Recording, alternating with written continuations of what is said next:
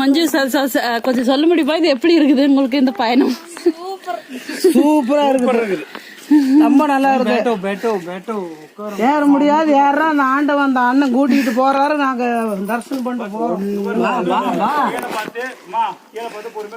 ஒண்ணும் தப்பு இல்லை. பைய கொடுத்துட்டு என்ன பைய பிடிக்கிறியா? சரி பாய். ஆமா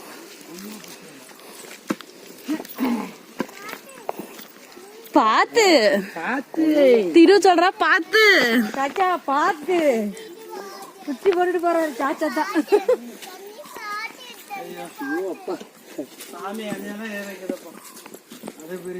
சாமி உனக்கு கல்யாணம் வைக்கும் ஜல்தி, அதனால நீ மேல ஏறு சீக்கிரமா நல்ல பொருட்டி ஓட்டு.